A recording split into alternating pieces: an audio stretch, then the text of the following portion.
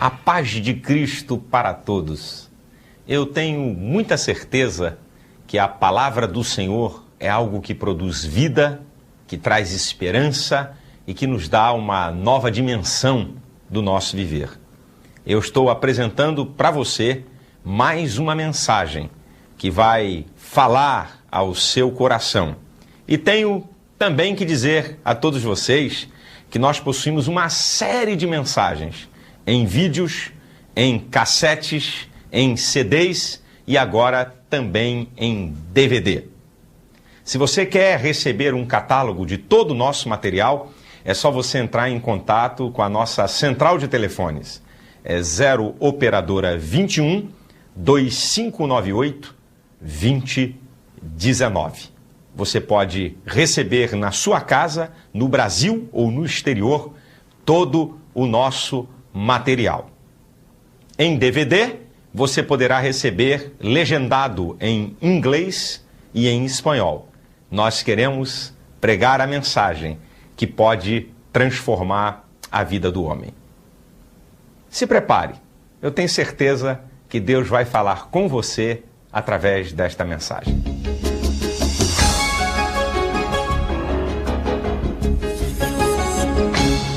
Nós estamos aqui no Templo da Assembleia de Deus da Penha, na quinta-feira da Vitória. Claro que vitória é todo dia, mas nós damos assim o nome do culto da quinta-feira da Vitória, porque nós fazemos aqui orações especiais para que o povo de Deus conquiste vitórias, mas é um culto marcado pela palavra de Deus. A Assembleia de Deus da Penha, cujo pastor é o pastor José Santos, que é o pastor da igreja, e nós queremos trazer uma palavra para você, tratando com o passado, presente e o futuro. Dizer que eu vou tratar do passado, do presente e do futuro, eu estou dizendo que eu estou tratando com o tempo. Uma definição bem simples de tempo.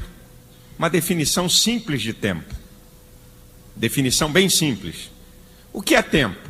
Sucessão de anos, meses, dias, horas, minutos e segundos que dá ao homem a noção de passado, presente e futuro.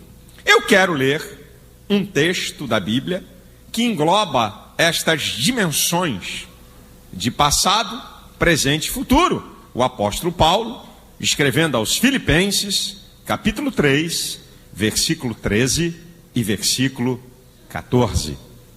Abra então a sua Bíblia na carta de Paulo aos Filipenses, capítulo 3, versículo 13 e versículo 14. Diz assim a palavra do Senhor através do apóstolo Paulo. Filipenses, capítulo 3, versículo 13 e versículo 14.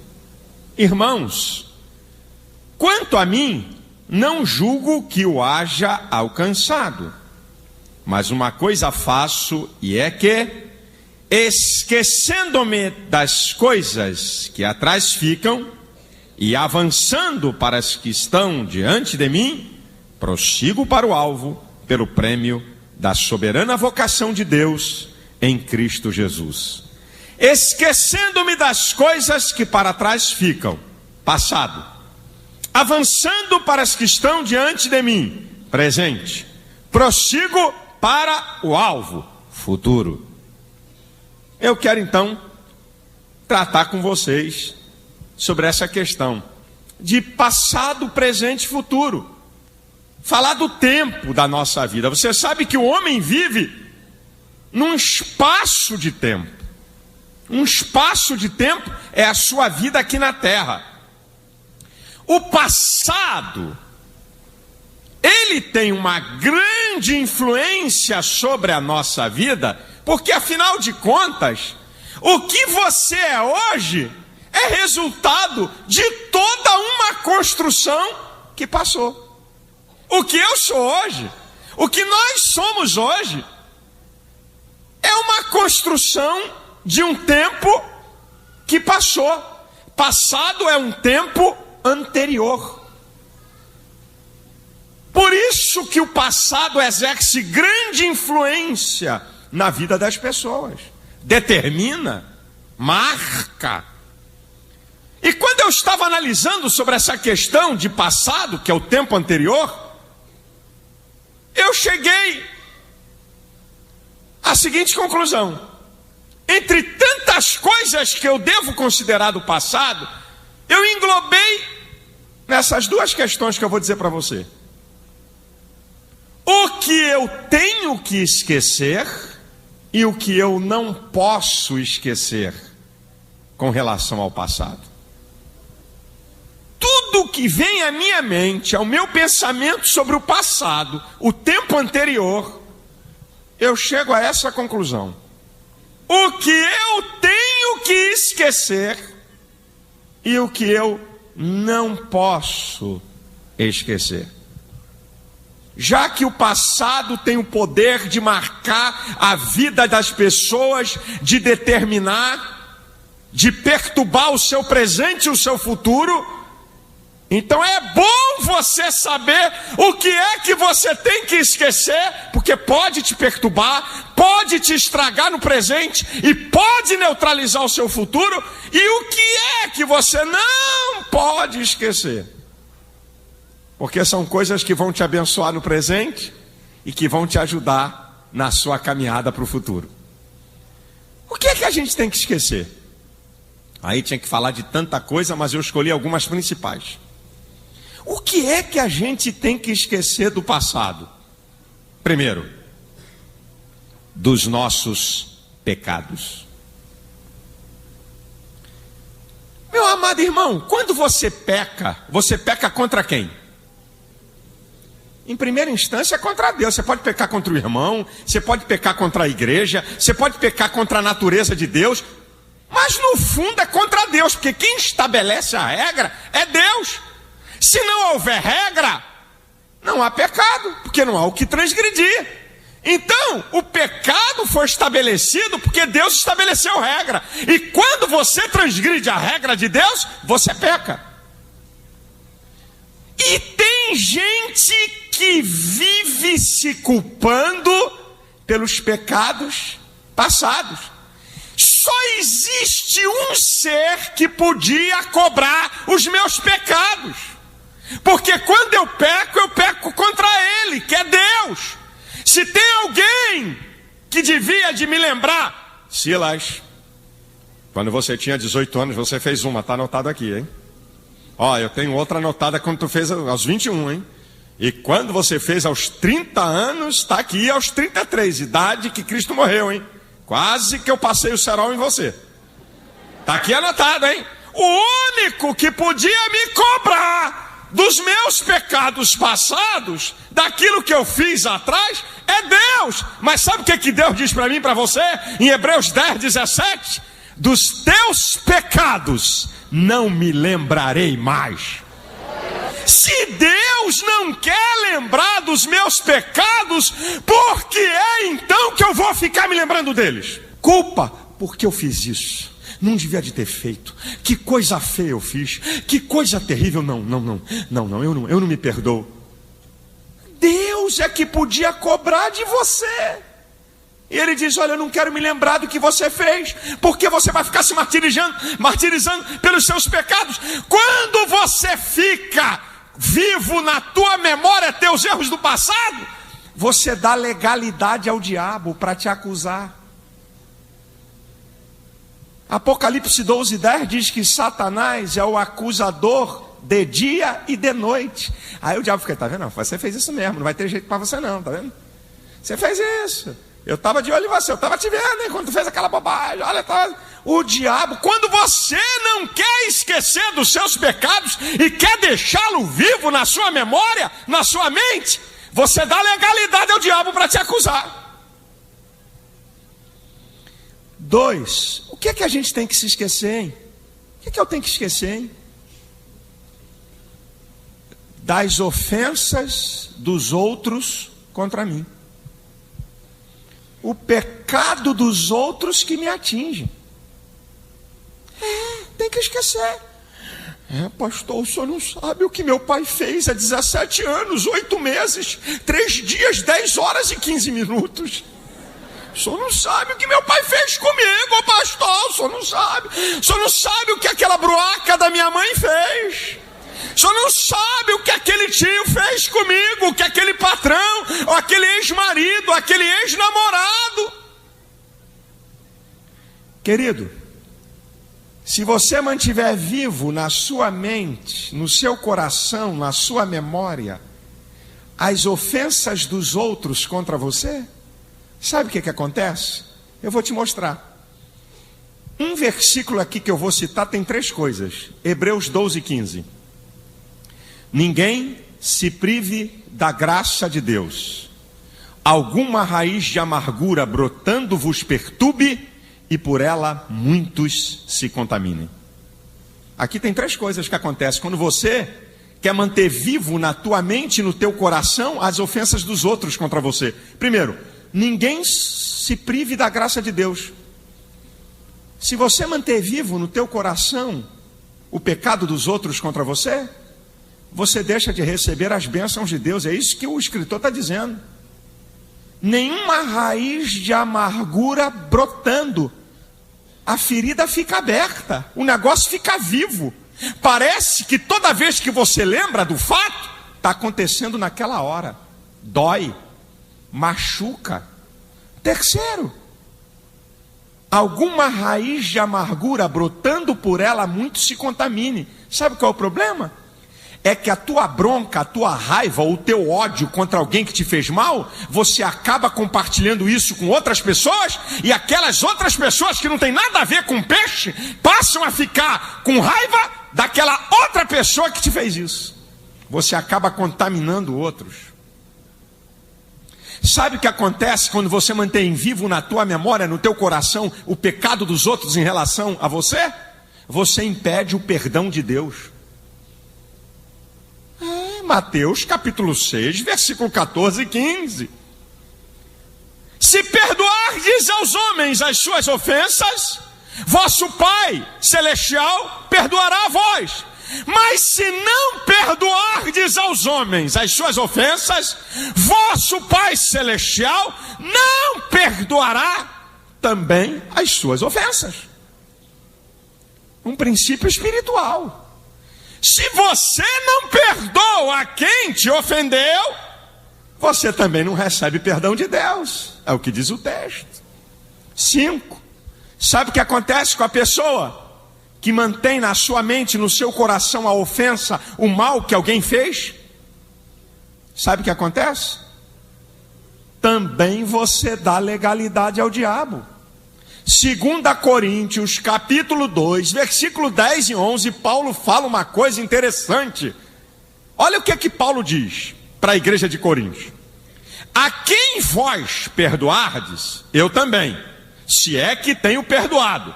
Se eu tenho perdoado, faço isso por amor a vós e na presença de Cristo, para que não sejamos vencidos por Satanás, porque não desconhecemos seus ardis. Sabe o que Paulo está dizendo? Olha, se a gente não perdoar esse camarada que fez essa ofensa, nós damos campo para o diabo nos vencer.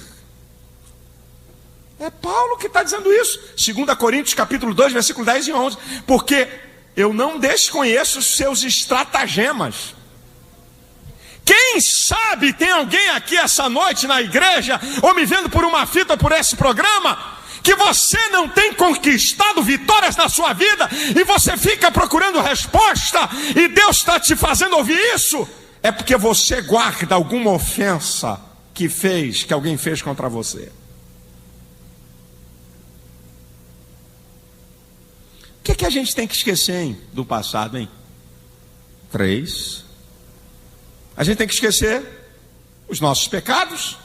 Temos que esquecer a ofensa dos outros contra nós. Terceiro, nossas atitudes erradas não são pecados. Sabe?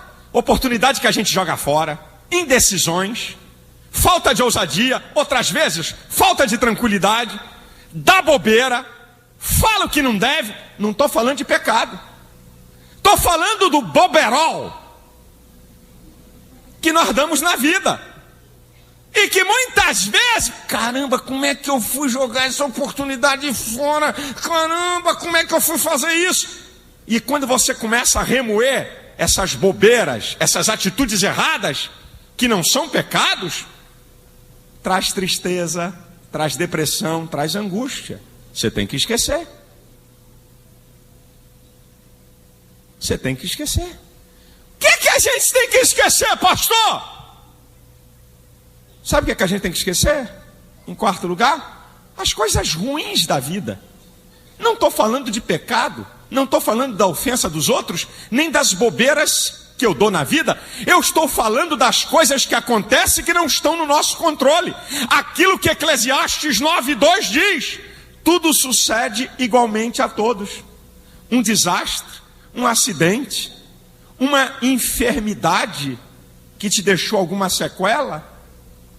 As coisas que acontecem que estão fora do nosso controle, uma perda, alguma coisa que acontece e que eu e você não controlamos, as coisas da vida, e que isso tem marcado e perturbado você. Aí você diz assim: pastor, pelo amor de Deus, me dá uma receita para esquecer, porque esse trem doido fica martelando aqui no meu tutano.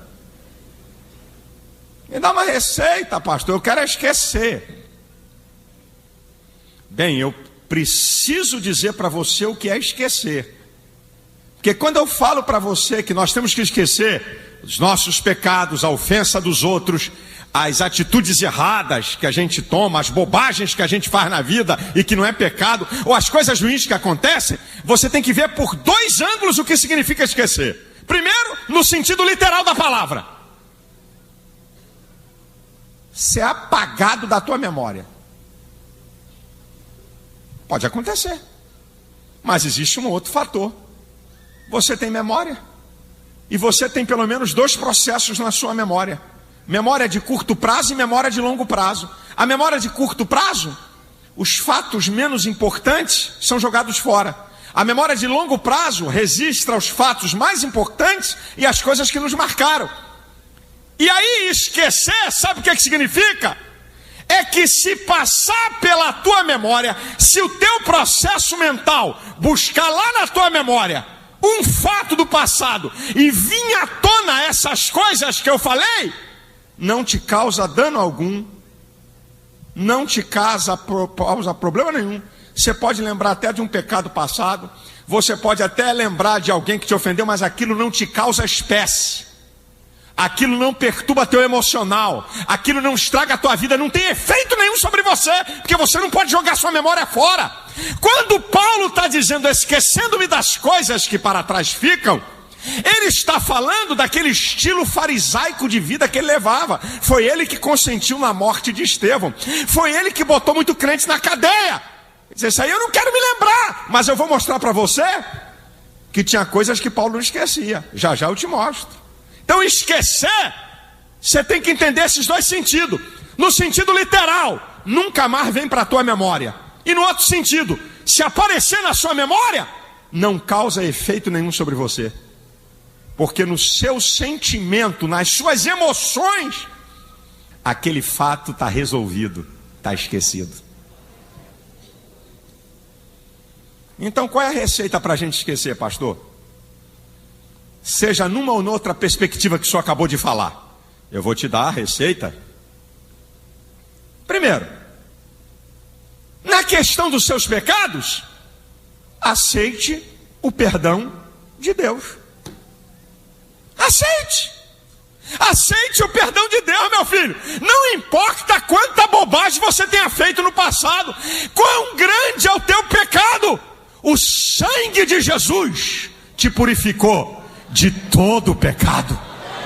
Aceite isso, receba isso, aceite o perdão de Deus.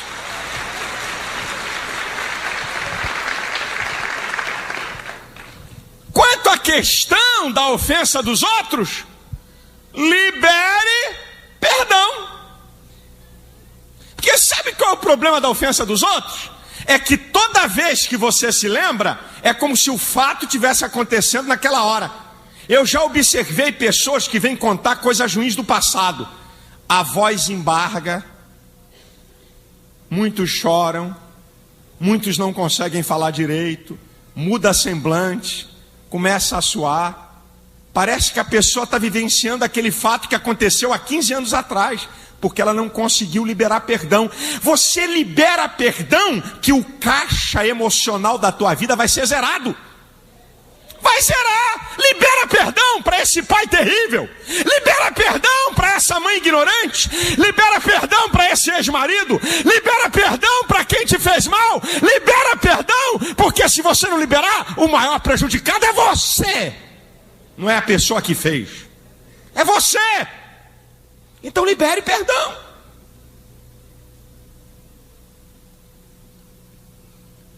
Se você quer tirar da sua mente, quer esquecer essas coisas ruins que eu falei, você vai ter que dar um antídoto. Pense coisas boas. Pense coisas boas. Filipenses 4:8. Quanto a mais, irmãos, tudo que é honesto, tudo que é verdadeiro, tudo que é justo, tudo que é amável, tudo que é puro, tudo que é de boa fama, se há algum louvor, se há alguma virtude, nisto pensai. Irmãos, há um princípio espiritual em Romanos 12:21. Não te deixes vencer do mal, mas vença o mal com o bem.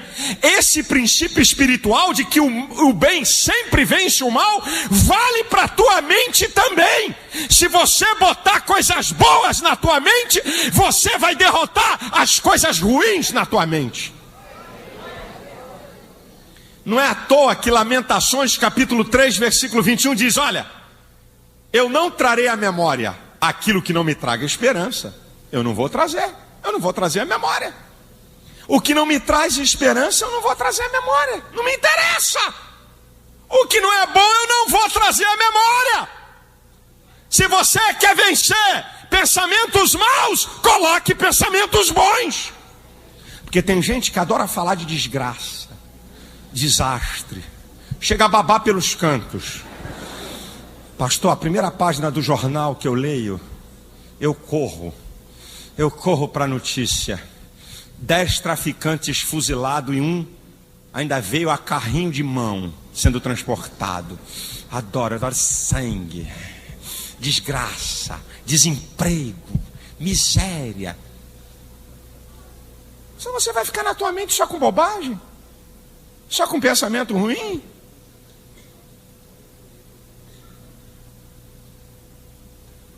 Se você quer vencer esses pensamentos, se você quer apagar esse passado que você deve apagar, 3, volte os seus pensamentos, 3 não, 4, volte os seus pensamentos para Deus. Olha o que Paulo diz em Colossenses 3:2. Pensai nas coisas que são de cima e não nas que são da terra. Sabe o que Paulo mostra? Que há um pensamento superior e um pensamento inferior. Se você ficar pensando nas coisas aqui dessa terra, ah, meu Deus, o pecado. Ah, meu Deus, o que me ofenderam. Ah, meu Deus, a bobeira que eu dei. Ah, meu Deus, os acidentes da vida. Ah, como eu sou limitado. Ah, como eu sou pequeno. Ah, como eu não consigo. Ah, meu Deus, tudo isso que aconteceu. Isso é pensamento inferior. Isso é pensamento menor. E aí Paulo diz, olha, pensai nas coisas que são de cima. Pense na grandeza de Deus, que Deus pode mudar toda a tua história. Pense o que Deus pode fazer por você no presente e no futuro. Volta a tua mente para Deus, o Deus grande, tremendo e terrível, incomparável que você serve. O Deus que abre porta e ninguém fecha. O Deus que opera milagres. O Deus que muda a sua história. Leva teus pensamentos para Deus.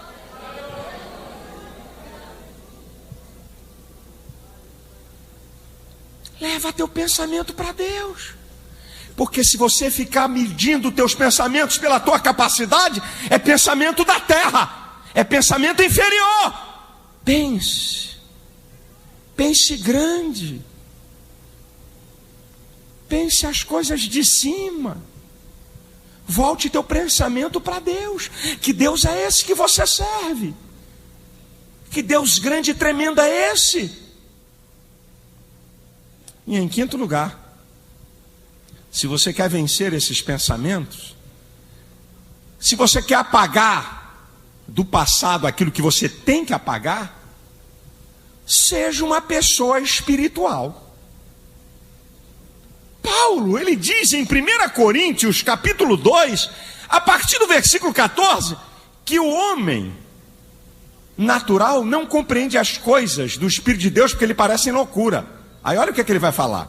Mas o espiritual discerne bem tudo, e de ninguém é discernido, porque quem compreendeu a mente do Senhor? Mas nós temos a mente de Cristo. Se você for uma pessoa espiritual, você tem a mente de Cristo, você vai poder discernir. Mas peraí, o que é isso? O que é isso que me aconteceu lá atrás? Peraí, você começa a discernir. Esse meu pai, coitado, isso era um miserável sem Deus. Ele tinha que fazer isso mesmo. Coitado da minha mãe, coitado, era uma crente, mas era uma crente que nunca teve conhecimento de Deus, por isso fez tanta besteira. Coitado desse meu patrão. Você tem discernimento espiritual para ver o que está por detrás, para analisar os fatos passados e não deixar eles te machucar, porque você é espiritual, você discerne a origem, você discerne o que aconteceu, como é que foi, com outra visão e com outro olhar. Se você fizer isso que eu te falei, você vai esquecer as coisas que você tem que esquecer do passado. Agora eu disse uma outra coisa. Eu disse que acerca do passado, tem coisas que temos que esquecer e tem coisas que não podemos nos esquecer do passado. Pelo menos eu considero essas que eu acabei de falar: pecados, ofensa dos outros, atitudes erradas e as coisas ruins da vida englobam quase tudo relacionado ao nosso passado que a gente tem que se esquecer. Agora, o que eu não posso me esquecer do passado? Primeiro, o que eu não posso me esquecer do passado, escute o que eu vou te falar: as experiências adversas que me fizeram crescer. As experiências adversas que me fizeram crescer. Aí eu te mostro como é que Paulo não esqueceu disso. Ele vai falar para seu filho na fé, Timóteo, 2 Timóteo capítulo 3, versículo 11. Timóteo, quantas aflições e perseguições eu sofri em Antioquia, Icônio e Listra. Quantas perseguições sofri, mas o Senhor de todas me livrou. Foram experiências para Paulo. O salmista no Salmo 119, versículo 71, diz assim: foi-me bom ter sido afligido para que aprendesse os teus estatutos. Foi bom aquele período de adversidade, porque eu aprendi. Na hora da luta, da adversidade, ninguém quer passar por ela, nem eu nem você, não é? Mas você sabe que muitas vezes lá na frente você olha para o teu passado e diz assim: caramba, aquela experiência que eu passei, que coisa boa, como eu aprendi, como eu cresci, como eu aprendi a lidar com dificuldade, como eu aprendi a lidar com adversidade, como eu aprendi a não ficar abalado por qualquer coisa. Não te esqueça das adversidades que te fizeram crescer na vida. Elas são importantes. Se esquece não, irmão. Não é mal não. Eu me lembro de algumas experiências que quando eu passei foi terrível, mas hoje quando eu me lembro delas eu digo: caramba, isso me ajudou. Caramba, como é que eu aprendi? Por exemplo, vou dizer para vocês, eu estou aqui num programa de TV. Eu me lembro que no início do programa, quanta loucura para pagar. Eu vivia nervoso 24 horas por dia. porque eu não tinha dinheiro, como é que ia pagar? E eu quase tive um surto psicótico. Eu quase eu tive ou um derrame ou uma trombose quando eu botei sangue e minha pressão chegou pelo nariz, que eu estava pregando em Fortaleza, e minha pressão chegou a 19/10. Quase que eu tive um estresse. Quase. Porque eu estava aprendendo a lidar com dificuldade, como é que controla, como é que levanta a verba. Hoje, naquela época, eu não comia direito quando eu passava por isso, eu dormia mal. Hoje, meu filho, quanto é que tem que pagar amanhã? 200 mil? Maravilha. Eu vou dormir numa boa, irmão. Minha pressão não sobe mais. Eu não fico estressado. Deus estava me preparando, me ensinando a lidar com aquelas dificuldades. E eu não me esqueço daqueles momentos, porque estruturou o meu emocional para embate. E agora eu estou entrando lá nos Estados Unidos e arrumando mais uma dívida de um valor grande, porque eu estou preparado emocionalmente. Então, as experiências adversas do teu passado, não esqueçam não, porque essas experiências que te fez crescer, deixa elas vivas na tua memória. O que é que a gente não pode esquecer? Eu já citei o versículo e vou comentar. Filipenses 4:8. Quanto ao mais, irmãos, tudo que é honesto, tudo que é verdadeiro, tudo que é justo, tudo que é amável, tudo que é puro, tudo que é de boa fama, se há algum louvor, se há alguma virtude nisto, pensai. O que é que eu não posso me esquecer? As coisas boas. E entre as coisas boas, o bem que alguém me faz ou me fez. Rapaz, tem gente que tem uma memória fantástica para guardar o mal que os outros fazem. E tem um tipo de gente que você beneficia ele 10 anos. Um dia você falhou, ele esquece os 10 anos do benefício. Um dia, você ajudou o camarada há 10 anos. Um dia você não fez aquilo que ele precisava ou queria. Fulano de tal, rapaz, na hora do meu maior sufoco. Esse cara, rapaz, naquele dia, rapaz, tem 3 anos. Rapaz, como o ser humano é ingrato. Sabe, eu me lembro aqui de Davi. Eu gosto de repetir a história de Davi. Não é à toa que ele é um homem segundo o coração de Deus, que a Bíblia chama. Mas Davi, você lembra do pacto que ele fez com Jonatas? 1 Samuel 18. Jonatas era um cara de muito discernimento espiritual. E Jonatas discerniu que Davi um dia ia ser rei. E aí faz um pacto. Davi, eu vou te livrar agora da fúria do meu pai. Mas lá na frente, guarda a minha descendência. Fizeram um pacto. O tempo passou. Jonatas morreu. Houve uma guerra prolongada entre a casa de Davi e a casa de Saul, e a casa de Davi prevaleceu. Davi não tomou o reino no mole. Se passam mais de 20 anos. Davi agora é um rei poderoso. Se é outro, Senhor, que Deus o tenha, Jonatas, está em boas mãos, aleluia. Foi o Senhor que levou, né? Eu não, como é que eu ia desejar a morte de um amigo como Jonatas, que me livrou da fúria do pai dele? Eu gostaria de fazer alguma coisa por ele, mas ele já foi, né? Aleluia, não preciso fazer mais nada. Maravilha.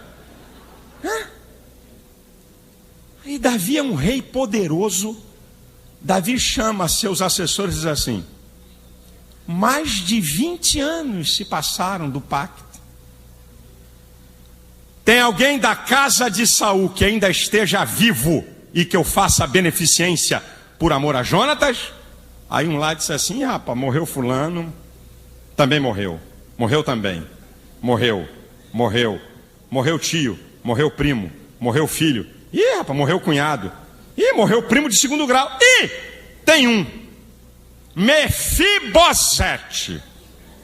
Ele mora em Lodebar. Tradução de Lodebar no carioquês: quinto dos infernos.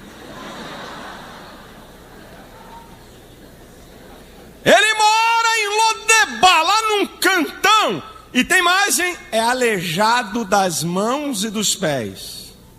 Atrofiado. Davi diz, vai atrás do homem e traz ele aqui. Eu posso conjecturar que não tem outra conjectura a não ser essa que eu vou fazer. Quando chegaram os assessores de Davi para Mefibosete, disse, Mefibosete, o rei Davi te chama. Mefibosete disse, o quê? Me descobriram. Eu sou o último da genealogia de Saul. Poxa, fala lá para Davi que eu sou aleijado dos pés e da mão. Não dá para me brigar com ele para tomar o reino. Venha, meu filho, o rei está te chamando, venha. Eu tenho para mim que Mefibosete foi meio temeroso. Esse cara vai querer me matar, eu sou o único. E vocês sabem que naquela época, alguém daquela genealogia podia lutar para reaver o reino de novo. Aí quando ele chega diante de Davi, Davi diz assim, troca a roupa desse camarada. Devolve todas as terras que pertenceram a Saul a ele. Enquanto ele viver, ele vai comer na mesa do rei. Davi não esqueceu as coisas boas. Rapaz, não esquece não. Eu vou falar aqui, agora eu vou dar o nome, porque tudo tem um tempo. Eu vou falar aqui nessa gravação da TV. Eu vou dizer aqui, agora eu vou dar nome. Eu não posso. Eu já citei numa outra mensagem, mas não quis dar o nome. Mas agora chegou a hora, porque tudo tem uma hora. Eu citei a pessoa, mas não quis dar o nome, porque não era hora de dar o nome. Mas agora eu vou dar o nome aqui. Eu não me esqueço que durante quase 8 anos iniciais desse programa de TV, eu estou completando 22 anos em maio de 2004 no ar. Nos meus 10 primeiros anos desse programa, quando só estava no Rio de Janeiro, teve uma pessoa que tudo que faltava ele completava do programa. Sotero Cunha. Eu não posso esquecer o benefício que esse homem me fez para manter esse programa no ar. Se esse programa está no ar até aqui, primeiro por causa de Deus, e segundo porque essa pessoa se deixou ser usada por Deus, quando num programa com 3 ou 4 meses no ar, eu disse ao vivo, em viva voz, é o último programa que eu faço, que eu não tenho condições de manter esse programa no ar. Isso tem quase 22 anos atrás. Ele estava vendo meu programa, ligou para o telefone da igreja, me convidou para ir no escritório dele, e eu não tenho aqui bem a data certa, mas entre 8 e 10 anos, tudo que faltou de dinheiro para completar o programa, esse homem pagou. Eu não posso me esquecer. Se tem alguém da família dele aqui na igreja, se tem alguém da família dele me vendo pela TV, se ele está me vendo pela TV, saiba você, querido, que eu sou grato pela sua vida. Altomires Sotero da Cunha me abençoou. Eu não posso esquecer.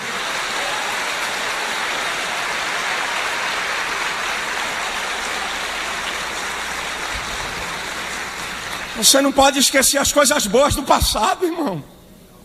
Você não pode esquecer os bens, o bem que a pessoa te fez, a ajuda que você recebeu, a porta que foi aberta. Você não pode esquecer.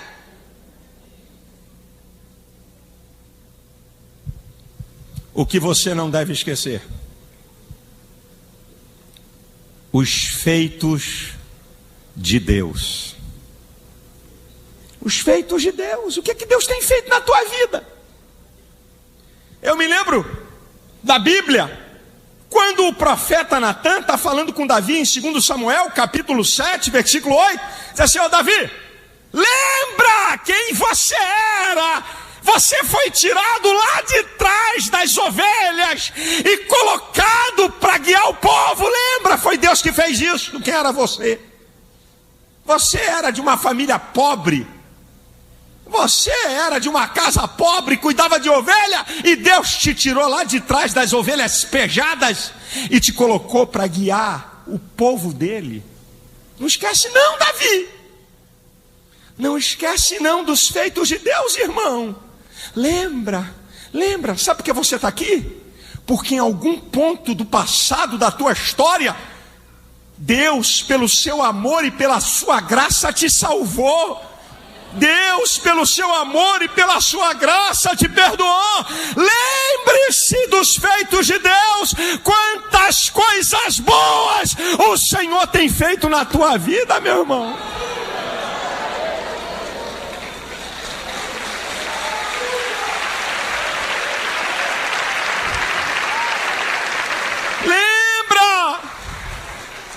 Lembra aí, irmão, algum episódio da tua vida passada? Lembra aí algum livramento, alguma porta aberta, alguma resposta à oração? Lembra aí, levanta a tua mão e exalte a Deus, e glorifique a Deus pelos feitos de Deus na nossa vida. Oh, aleluia! Glória a Deus! Glória a Deus! O Salmo 103 diz: bendize, ó minha alma, ao Senhor, é tudo que há em mim, bendiga o teu santo nome. Bendize, ó minha alma, ao Senhor, e não te esqueças de nenhum dos teus benefícios. Não se esquece não, meu irmão. Quanta coisa Deus tem feito, hein? E eu digo mais para você: quantas coisas Deus tem feito por nós e nós nem sabemos, e nós nem vemos, e na nossa história Deus agiu. É por isso que você está vivo aqui, é por isso que você está aqui hoje, pelos feitos de Deus.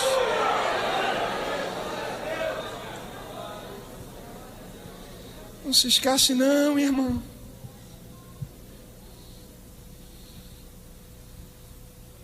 Não se esqueça das adversidades que te fizeram crescer.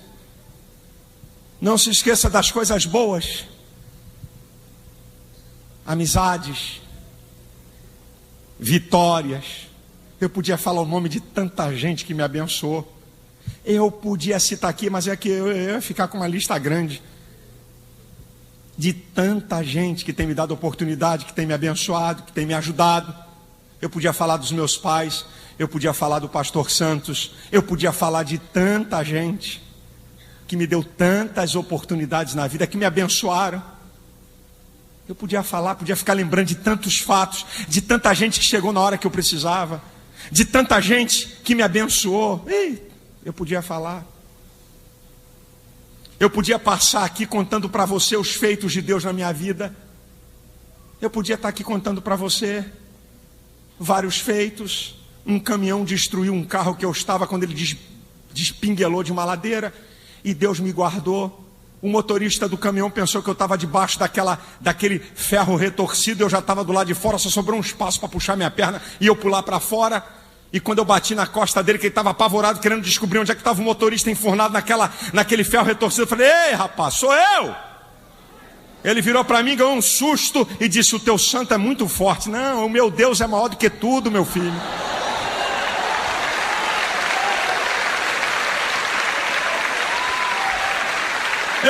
Eu posso me lembrar quando os assaltantes me cercaram com o automóvel e o motorista puxou uma pistola, uma 765, e apontou para mim, e eu saí de ré, e a mão dele tremeu, ele não puxou o gatilho, podia ter me matado. Eu sei que a mão de Deus estava ali naquele negócio. Quantas coisas, quantas bênçãos são, quantas bênçãos o Senhor tem te dado, apesar da luta, da dificuldade. Não se esqueça dos feitos de Deus. O que é que a gente não pode se esquecer?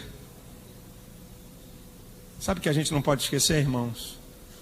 Em último lugar, das promessas do Senhor. Se esquece não. E quando eu falo de promessas, eu falo de dois níveis. As promessas gerais, que estão aqui, para todo mundo. São as promessas gerais, para quem crê em Deus, para quem tem Ele como Senhor da sua vida. E as promessas particulares, pessoais, aquela que Deus revela a você e que Deus faz a você. Quem sabe tem algum irmão aqui que diz: meu Deus, eu não aguento mais a minha vida. E você esqueceu que há 10 anos atrás, há 15 anos atrás, há 20 anos atrás, Deus fez uma promessa específica para a tua vida, e você está esquecido. E está sofrendo hoje, esquecendo daquela promessa. Lembra de Abraão? 25 anos se passaram. ele não esqueceu. E Paulo aos Romanos mostra que ele não esqueceu.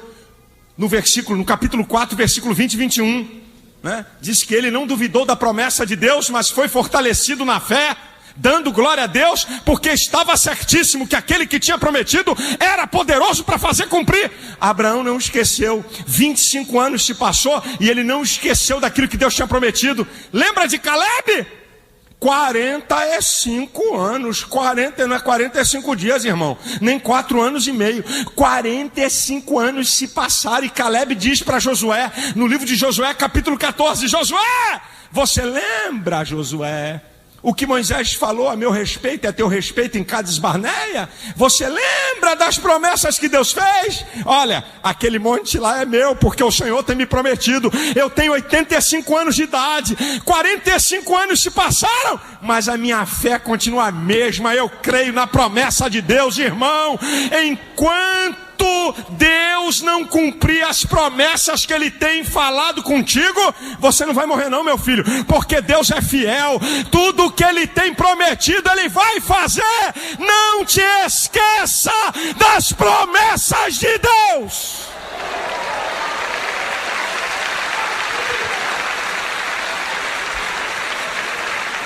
Mas pastor, meu marido é terrível, meu marido já me abandonou, meu marido já casou com outra mulher, como é que eu vou? Deus não disse que ia trazer ele de volta? Então ele vai fazer. Não, Deus prometeu, eu não quero nem saber o que é que vai acontecer, como é que vai ser, mas vai voltar. E eu já entreguei esse filho, está dando tanto trabalho, está envolvido com tanta porcaria, eu já botei na mão de Deus, não quero saber mais. Você esqueceu o que Deus prometeu quando ele nasceu, o que Deus prometeu quando ele era garoto, quando ele era criança? Você esqueceu? Não se esqueça das promessas de Deus, porque Deus é fiel. Deus é fiel e Ele vai cumprir no tempo dele, na hora dele, no momento dele, Ele vai cumprir. Não te esqueça, meu irmão.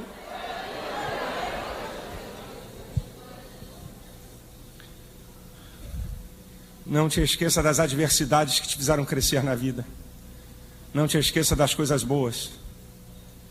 Não te esqueças do que Deus tem feito na sua vida. Não te esqueça das promessas de Deus. Se esqueça dos seus pecados. Se esqueça do mal que fizeram contra você.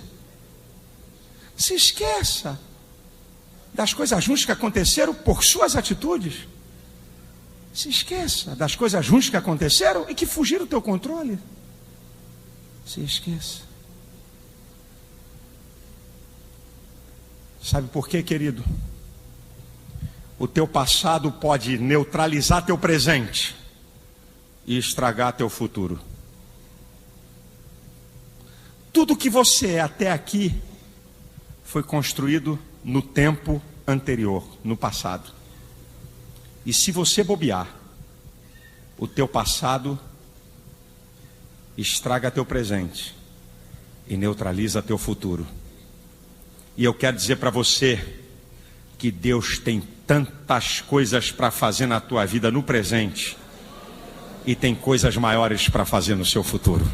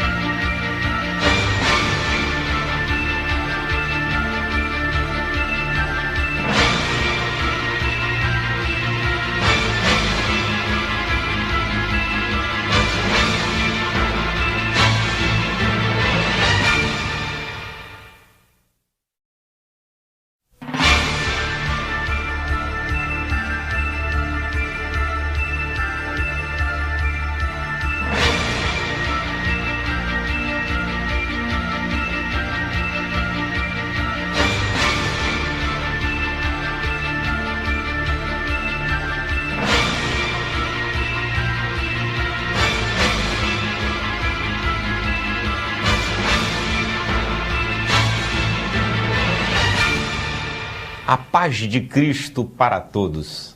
Eu tenho muita certeza que a palavra do Senhor é algo que produz vida, que traz esperança e que nos dá uma nova dimensão do nosso viver. Eu estou apresentando para você mais uma mensagem que vai falar ao seu coração. E tenho também que dizer a todos vocês que nós possuímos uma série de mensagens em vídeos, em cassetes, em CDs e agora também em DVD. Se você quer receber um catálogo de todo o nosso material, é só você entrar em contato com a nossa central de telefones. É 0 operadora 21 2598 2019. Você pode receber na sua casa, no Brasil ou no exterior, todo o nosso material. Em DVD, você poderá receber legendado em inglês e em espanhol. Nós queremos pregar a mensagem que pode transformar a vida do homem.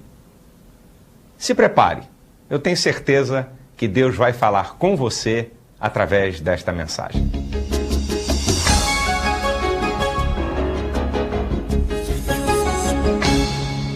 Nós estamos aqui no templo da Assembleia de Deus da Penha, na rua Montevidéu. Rua Montevidéu, uma rua que vai sair em frente à estação ferroviária do bairro da Penha, no Rio de Janeiro. Igreja cujo pastor é o pastor José Santos. Aí a câmera aí está dando um close no pastor da igreja. É o pastor aqui da nossa igreja. E nós estamos aqui no culto da Vitória. Claro que Vitória é todo dia, Vitória não é um culto, mas nós demos o nome do culto da Vitória porque nós fazemos orações especiais para que o povo de Deus conquiste vitórias. Nós estamos pregando uma série de mensagens falando sobre tratando com o passado, presente e futuro. Nós já falamos sobre o passado e hoje eu vou falar sobre o presente e o futuro, porque falar do passado, do presente e do futuro é falar do nosso tempo de vida. E estas dimensões de tempo, elas são fundamentais para a nossa história, porque afinal de contas, diz a Bíblia no Salmo 90, versículo 9, que acabam-se os nossos dias como um conto ligeiro. Significa que o homem tem pouco tempo. Se o homem tem pouco tempo, você precisa saber trabalhar com essas dimensões de tempo, de passado, de presente e de futuro. Eu não vou repetir o que eu falei sobre o passado, mas eu quero só lembrar. Ao falar do passado, o tempo anterior que não volta, eu disse que eu sintetizo tudo o que eu posso acerca do passado em duas máximas: o que eu tenho que me esquecer e o que eu não posso me esquecer. E quando eu falei sobre o que eu tenho que esquecer, eu falei, olha, eu tenho que esquecer dos meus pecados. Eu tenho que me esquecer do pecado dos outros que me atingiram, das ofensas dos outros que me atingiram. Eu tenho que me esquecer das minhas atitudes erradas da vida. Não é pecado, mas as bobagens que a gente faz, oportunidade que a gente joga fora, decisão que a gente não toma, sabe? E aquilo muitas vezes fica ruminando na gente. E nós também temos que esquecer as coisas ruins da vida, coisas que fogem ao nosso controle. É uma perda, é um acidente, sabe? Coisa que você não domina e que é ruim e que aconteceu. E eu também falei o que eu não posso esquecer do meu passado. O que é que eu não posso esquecer? As adversidades que me fizeram crescer na vida. Aquilo que você passou e que te ajudou a te estruturar melhor, a você aprender mais. Não se esqueça disso não.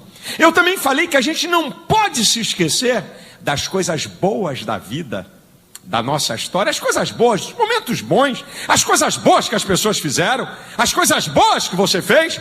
Você também não pode esquecer dos feitos de Deus na sua vida, e você não pode esquecer das promessas do Senhor, aquilo que Ele tem feito. Hoje, eu quero te ajudar te dando uma ideia de como você deve tratar com a questão do presente e do futuro. Primeiro você entenda que presente, eu não estou falando desse segundo, ou desse minuto, ou do dia de hoje.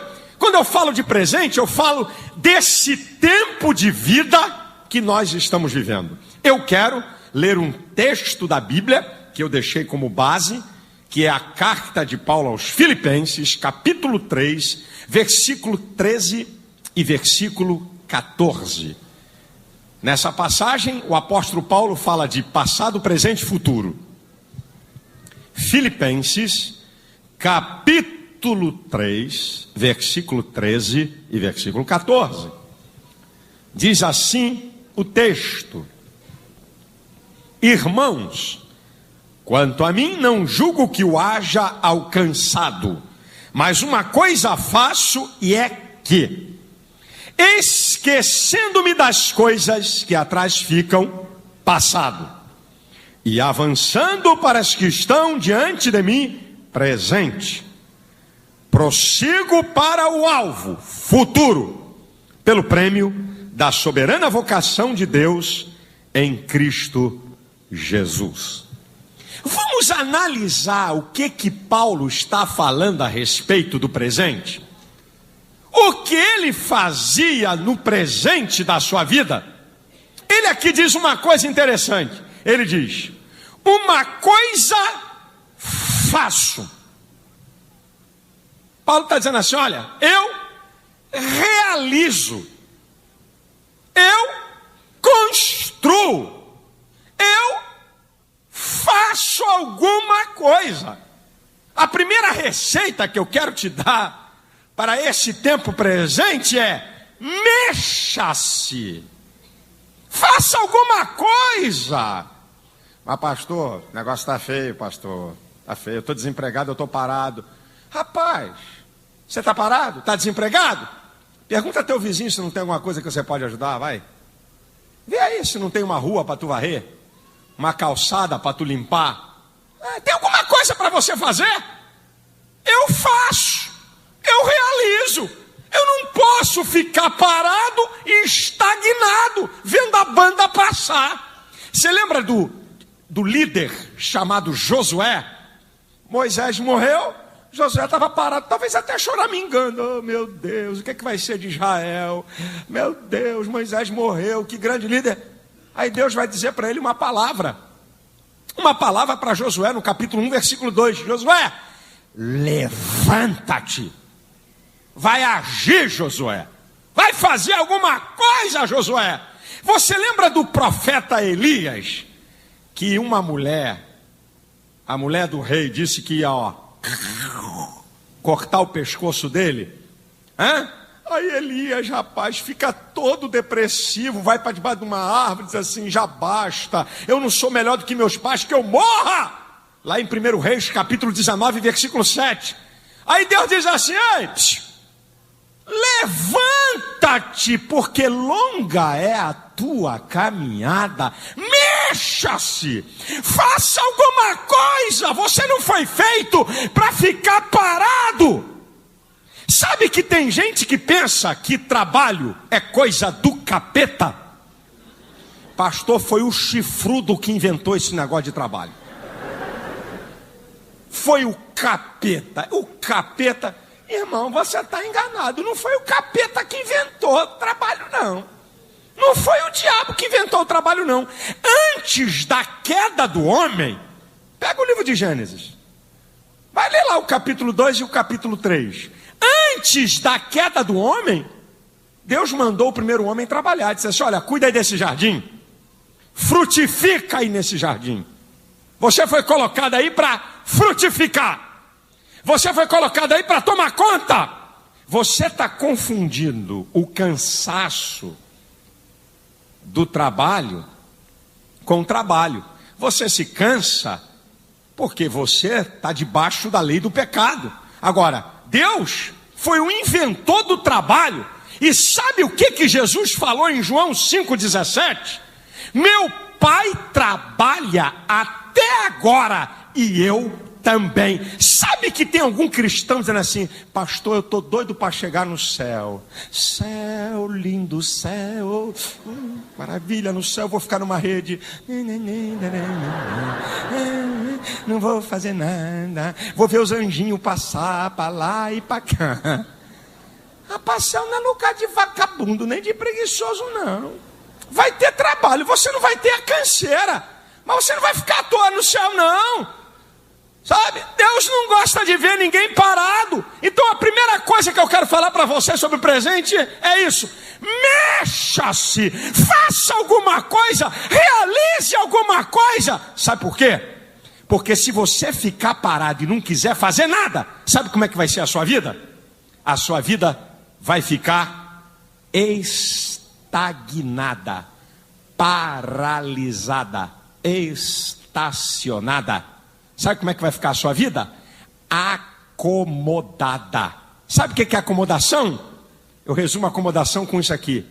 Não dá trabalho. Tá bom, não força, tá jóia. O salário é desse tamaninho, mas tá bom. Não estou morrendo de fome, tá bom.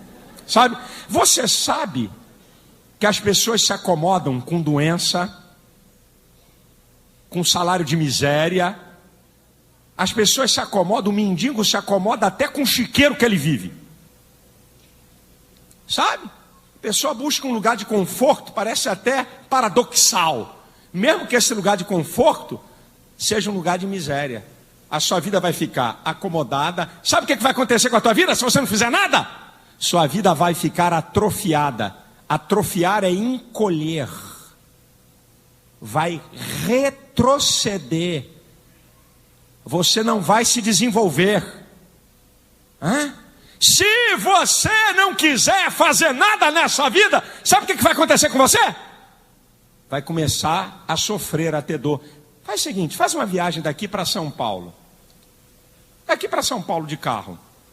Quando você chegar lá em São Paulo, depois de uma viagem, qualquer lugar, uma viagem de 3, 4 horas num avião, 3, 4 horas no automóvel, quando você chega no lugar, você faz assim.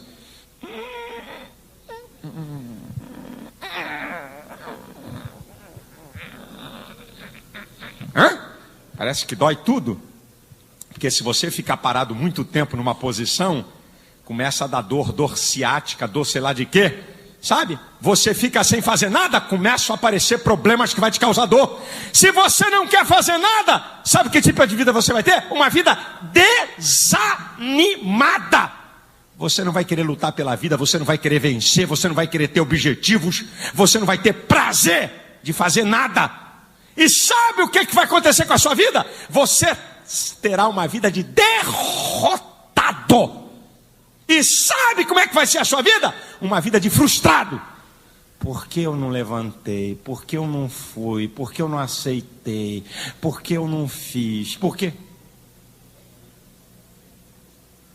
Olha só, não assusta quem está do teu lado não, devagar, não precisa dar cotovelada, nada disso. Cutuca quem está do teu lado, mexa-se, faça alguma coisa.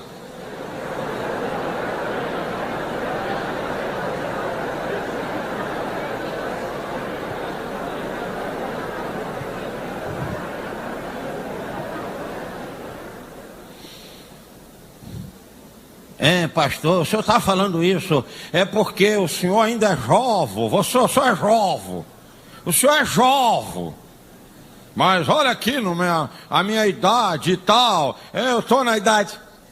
Irmão, minha mãe começou a fazer curso universitário depois de 45 anos. Eu não vou dizer a idade de minha mãe, porque a idade de mulher não se diz idade de mulher. Eu não vou dizer a idade da minha mãe não, mas ela tem mais de 74. Ela começou a fazer curso de nível superior depois de 45 anos de idade, porque não teve oportunidade na vida. Minha mãe tem 3 formações de nível superior, tem vários cursos de pós-graduação, trabalha até hoje. Trabalha até hoje. Não precisava não. Podia ficar em casa. Fala com ela para ela ficar em casa. Fala lá com a dona Albertina, vai lá. A senhora, com essa idade, a senhora tem que parar. O quê? Eu quero produzir. Eu quero fazer alguma coisa. Sabe, eu lamento que na cultura brasileira, eu conheço um pouco a cultura americana. A cultura brasileira, a pessoa da terceira idade não vale nada. Na América, existem empregos nos Estados Unidos que só pessoa da terceira idade pode. Eles não põem gente nova. Você quer ver? Você já viu merchandising de supermercado? Bota uma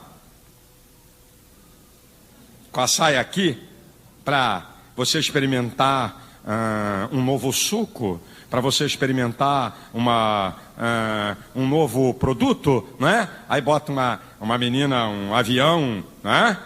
Um avião turbinado. Aí, você quer? Aí o cara fica sem graça, e todo mundo fica sem graça. Na América, duvido você ver uma modelo no mercado, numa loja fazer isso. Duvido. Sabe quem faz isso? Senhoras e senhores, acima de 70. Vem cá, meu filho, prova aqui.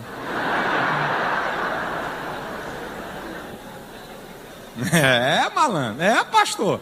O senhor viu isso lá. Eu acho isso bonito. Porque nós, no nosso país, desprezamos a experiência. E achamos que uma pessoa de uma idade não presta para mais nada. Uma vírgula. Enquanto você estiver vivo, você pode ser útil e você pode fazer alguma coisa.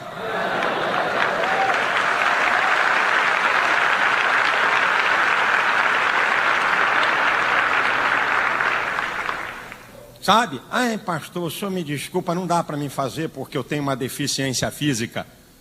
Vocês aqui, a maioria aqui conhece o Ângelo, aquele menino da cadeira de rodas, todo atrofiado nas mãos, todo atrofiado. Não dá para acreditar como é que aquele garoto desenha. Não dá para acreditar. Tuas mãos tortas. Eu filmei ele, botei no programa de TV. A força que ele faz, ele estica e pega a caneta e desenha pra caramba o cara. Cada quadro que ele faz. E eu fiquei bobo, como é que ele bota o CD pra ouvir? Bota uma reguinha aqui na boca. Bate lá no botão para vir para sair para fora a bandeja, pega o CD com a reguinha, equilibra certinho e bota lá. Como é que negócio é esse? Que eu não posso fazer nada, pastor. E eu fico muito macho de ver um bando de galalau frouxo, que não quer nada, não quer trabalhar, não quer estudar. Fica namorando esses vagabundos por aí, minha filha, que quando tu casar vai pedir esmola para 2.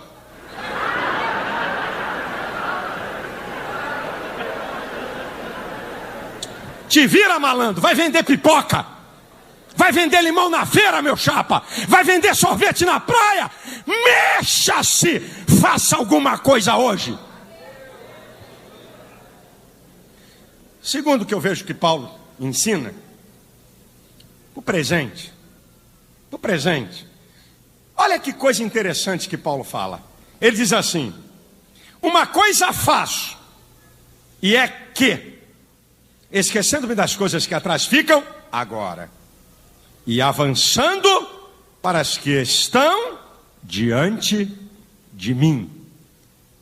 Aí eu fui caçar nos dicionários de teologia, o que Paulo está querendo dizer, avançando para as que estão diante de mim. A Bíblia foi escrita no grego e no hebraico, e você então tem que ter uma ideia da dimensão daquele tempo, da cabeça do camarada quando estava escrevendo isso aqui.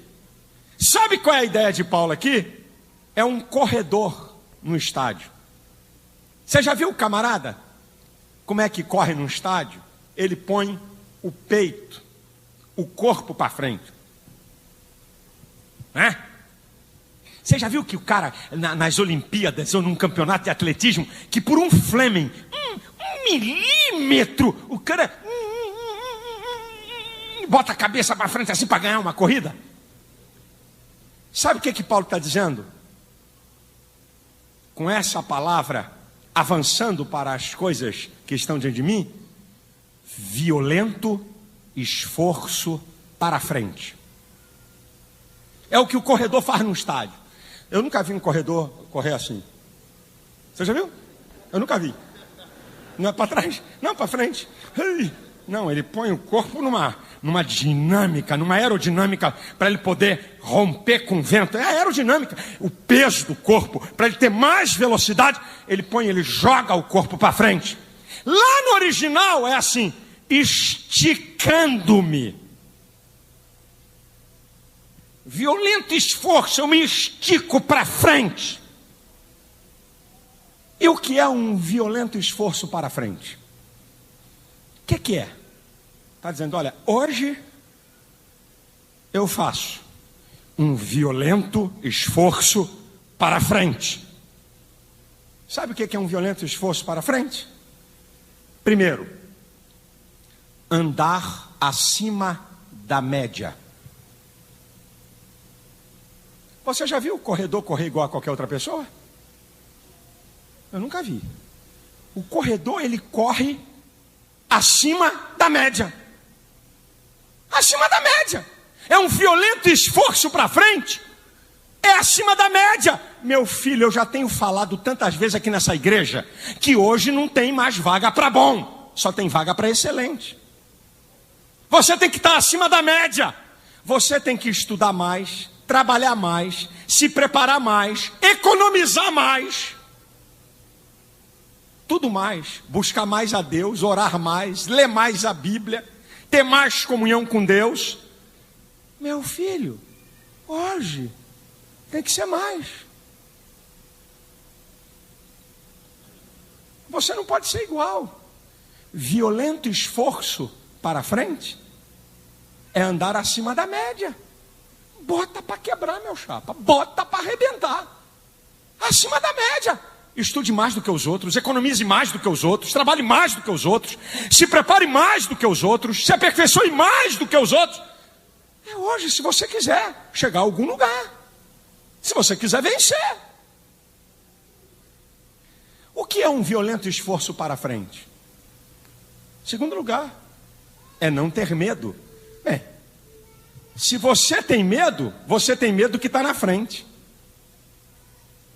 Você não pode ter medo. Você não pode deixar o medo te dominar. Sabe por quê? Porque o medo neutraliza teu potencial, paralisa os teus sonhos e coloca um profundo desejo de você recuar. E uma pessoa que faz um violento esforço para frente não pode ser dominada pelo medo. Ai, meu Deus, a economia desse país, onde é que vai parar, meu Deus? Ai, amanhã, ai, essa empresa pode quebrar de repente, não sei. Ai, meu Deus, vai dar errado. Vai dar errado o que eu vou fazer. Vai dar mesmo, já está falando que vai dar errado? Se você tiver medo, se você for dominado pelo medo, você não vai fazer um violento esforço para frente, porque você tem medo que está na frente. Um violento esforço para frente é você ser um camarada tinhoso, sabe? Eu vou melhorar a palavra. Teimoso no bom sentido da palavra. Eu peguei o final da reportagem na TV de um garoto de 16 anos que ganhou um prêmio na área de robótica para disputar um concurso internacional. Eu peguei o final da entrevista quando a repórter disse assim para aquele garoto: como é que você se acha o pessoal te chamando de gênio? O garoto deu uma risada e disse assim: eu não quero que me chamem de gênio, eu prefiro que me chamem de teimoso. Aí a repórter disse: mas por que você quer que você se chame de teimoso? Porque eu sou insistente, eu não paro diante das adversidades. Eu não paro quando a coisa está feia, eu prefiro que me chamem de teimoso. Sabe, um violento esforço para frente é uma pessoa decidida, é uma pessoa que enfrenta lutas e adversidades, é uma pessoa teimosa. Já perdeu uma, já perdeu duas, já perdeu três, mas continua tentando. E um violento esforço para frente é uma pessoa que conquista hoje. Porque para você conquistar uma coisa grande, você vai ter que aprender a conquistar uma coisa pequena. Porque quem ganha uma maratona ou uma corrida de 5.000 metros no estádio, conquistou cada pedaço da pista, cada 10 centímetros, cada 100 metros, cada 200 metros, cada pedaço foi conquistado. Então você hoje, no presente, que faz um violento esforço para frente, você conquista, não importa a dimensão. Eu não estou falando de dimensão nem de grandeza do que é. O importante é que você conquista. Não sei se é 1 centímetro ou 2 centímetros, ou se são 10 metros ou 1 quilômetro. A questão é que você conquista hoje.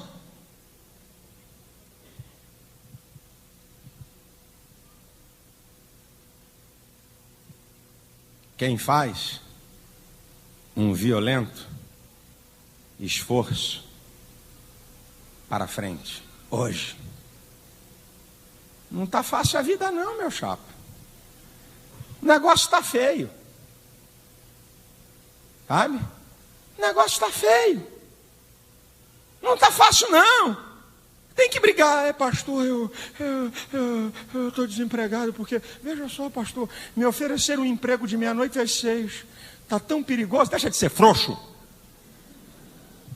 Então fica em casa trancado. As ruas estão tão perigosas. Isso é coisa de marica, não é coisa de homem. Bora, meu chapa, bota para quebrar. Como diz aqui o meu sogro aqui com seus... Eu vou ainda editar um livro de ditados populares do Reverendo Santos. Livros de sabedoria popular. Ele diz que o camarada tem que dar tapa na cara de onça e puxar barba de leão.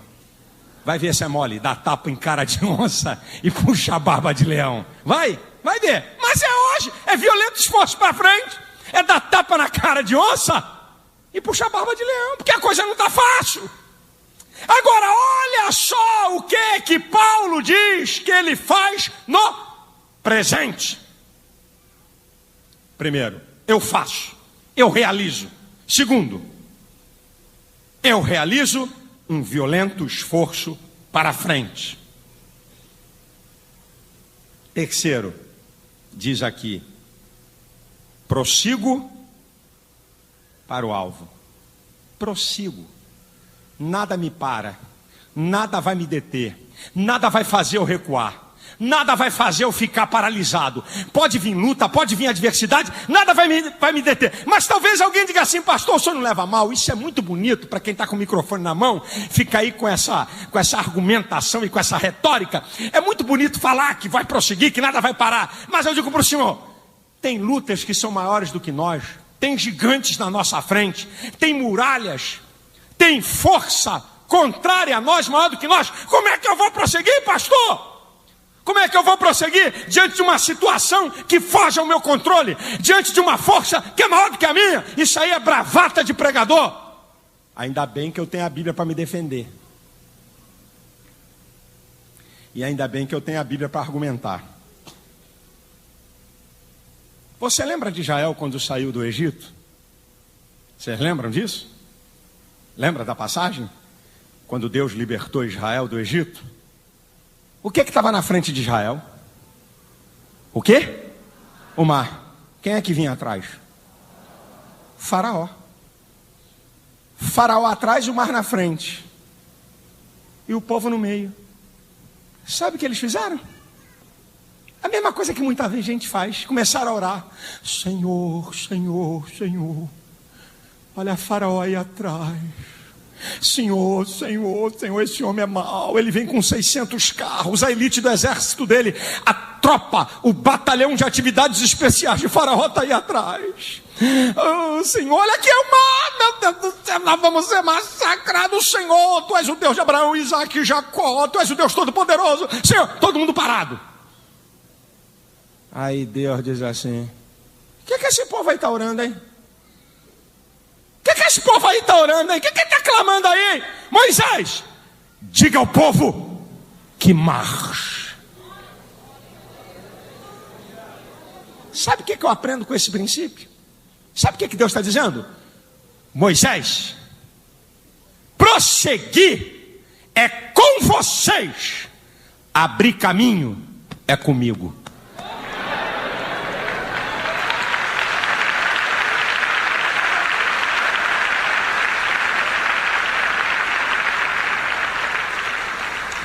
Você sabe, Deus está ensinando um princípio aqui do seguinte: olha, Se você quer me ver agir, eu quero ver a ação de vocês naquilo que vocês podem fazer.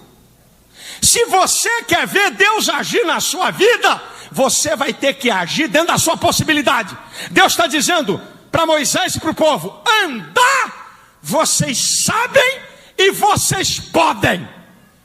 Comece a andar, abrir caminho onde ninguém pode, aí é comigo. Sabe, quando eu estava preparando essa palavra, me veio a ideia. Você já viu trajetória de autoridade em vias públicas? Presidente, governadores, altas autoridades, sabe como é que é o comboio? Você tem o carro com a autoridade e com alguns carros de segurança. Aquilo é combinado antes do carro entrar na pista. Dependendo da estrada que eles vão, tem uma velocidade que é combinada. O carro da comitiva vai andar a 80, vai andar a 100, vai andar a 120. É esse o combinado? Ok. O que acontece? Existe um comboio de automóveis e motocicletas que vão na frente, parando tudo que é avenida. Você já viu esse lance? Você já viu isso? Avenida Brasil. Vem um comboio de autoridade, todas aquelas entradas da pista do canto para a pista central, para uma moto. E o comboio vem a 100, 120. O motorista do carro do presidente ou do governador, da autoridade, dá uma freada aí, será que eles estão lá? Ele já sabe. Tem um cara com a motocicleta, ó, fazendo isso aqui, ó, para, ninguém passa, e vamos embora.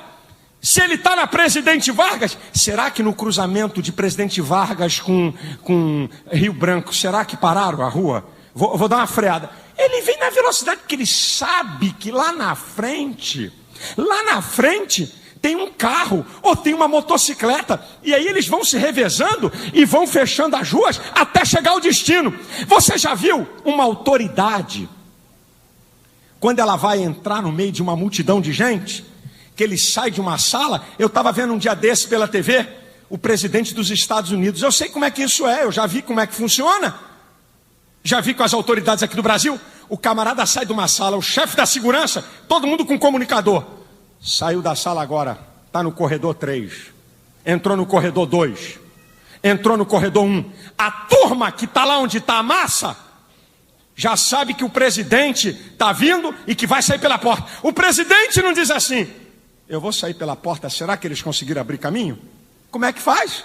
O cara abre a porta e ele sai andando, ó. Ele vem. E os seguranças que estão na frente, vem abrindo caminho, o cara vai andando. O cara não está perguntando se abriu o caminho, ele sabe que tem gente na frente que vai abrindo o caminho dele. É isso que Deus está falando com você. Quando você começar a andar, Deus vai na frente. Sai que vem ele aí. Sai da frente, sai diabo, sai gigante, sai problema, pode vir, sai. Deus está na tua frente, abrindo o caminho.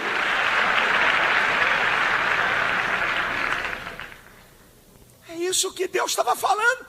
Comece a marchar, prossiga. Eu vou abrir caminho onde vocês não podem. Eu vou abrir caminho onde vocês não imaginam. E a porta que Deus abre, ninguém pode fechar. Deus abre caminho onde você nem pensa. Mas uma coisa você vai ter que fazer: você vai ter que andar, você vai ter que prosseguir. Porque se você ficar parado, o mar fica fechado. Israel parado, o mar estava fechado. Diga ao povo que marche. E quando o povo começou a andar, Deus disse para Moisés: estende a vara que tem na tua mão no mar. E pelo poder de Deus o mar se abriu. Israel passou a pé enxuto. A mesma coisa Deus quer fazer com você. Não fica parado aí chorando. Não fica: meu Deus, eu estou aqui, o gigante está aqui na minha frente. Meu Deus, não posso, a luta é grande. Marche, comece, prossiga, não pare. Nada vai deter a tua caminhada, nada vai paralisar aquilo que Deus quer fazer na tua vida. Prossiga, Deus vai abrir caminho para você.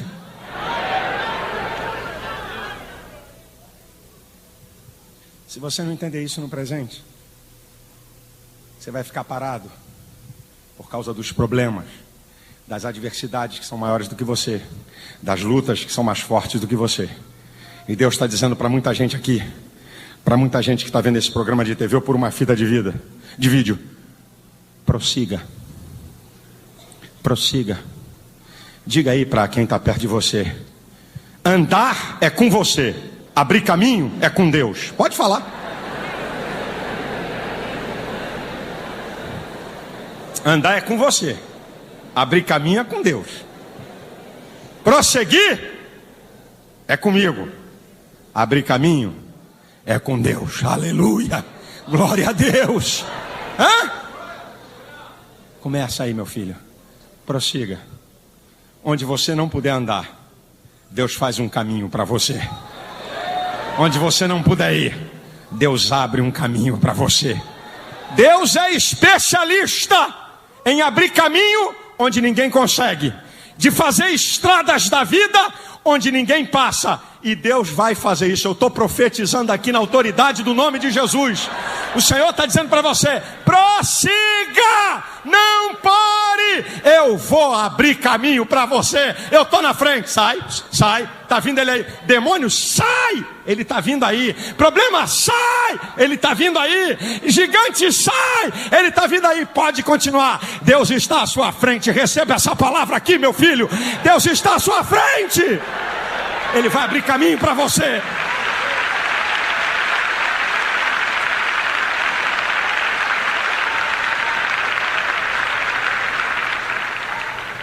Presente, você tem que realizar. No presente, um violento esforço para frente. No presente, você tem que prosseguir. E o futuro, pastor? E o futuro? A ideia de Paulo é um estádio. A ideia de Paulo é um cara disputando uma corrida. O camarada que vai disputar uma corrida, ele vê o alvo. Onde é que é a linha de chegada? Eu quero dizer uma coisa para você, meu irmão. Antes de você chegar a qualquer lugar nessa vida, você vai ter que ver aqui primeiro. Você vai ter que ver na sua mente. Tudo passa pelo processo mental. Você tem vontade? Primeiro você pensa. Você tem sentimentos? Primeiro você pensa. Você está agindo? Primeiro você pensa. Nem tudo que eu penso eu faço, mas tudo que eu faço, eu pensei. Você tem que visualizar aqui na cabeça onde é que você quer chegar. Ah, é assim, pastor? Quer dizer que se eu ver aqui na minha mente, eu vou chegar lá, pastor? E eu estou me vendo num Boeing, só meu. Oh. Cuidado que pode ficar maluco. Porque se o que você quer estiver muito longe da sua realidade, amanhã eu posso encontrar você assim, blá, blá, blá, blá, blá, blá, blá. Cuidado. Sabe qual é a diferença de uma pessoa que visualiza no seu processo mental, na sua mente, o que ele quer, onde ele quer chegar, e de uma pessoa que não vê nada? Eu vou te mostrar num exemplo que você vai entender isso. Estou falando aqui em tese para você entender. Tem uma empresa, estou falando em tese, ela tem 4 níveis de auxiliar administrativo. Nível 4, nível 3, nível 2, nível 1. 4. Depois tem o chefe desses camaradas. 5 níveis. Depois você tem mais 4 níveis. Não de auxiliar administrativo, mas de agente administrativo. Nível 1, 2, 3 e 4. Já temos 9 posições naquela empresa. E temos o chefe desses camaradas, 10. Depois disso, nós temos um gerente administrativo, 11ª posição. Depois do gerente administrativo, nós temos um diretor administrativo financeiro. Que posição nós estamos? 12ª. Depois nós temos o vice-presidente da companhia, 13. E depois nós temos o presidente da companhia, 14. Ok? eu visualizei uma empresa que tem 14 níveis. Aí o camarada, 2 pessoas vão para o emprego, vai para a entrevista. Aí o cara diz: por que você quer entrar nessa empresa? Porque eu quero ser o presidente dela. Olha como é que você me trata, porque amanhã você pode estar falando com o presidente. Não significa que essa pessoa que visualizou que um dia ele vai ser presidente dessa empresa, que ele está entrando como assistente administrativo, nível 4, 13 cargos abaixo, que um dia ele vai ser o presidente da empresa. Mas eu garanto para você que ele não vai passar a vida dele toda no nível 4. Ele pode chegar no nível 1. Ele pode chegar no outro nível, não mais de auxiliar, mas de um agente administrativo. Ele pode até chegar a ser gerente. E até pode chegar a presidente, mas não significa.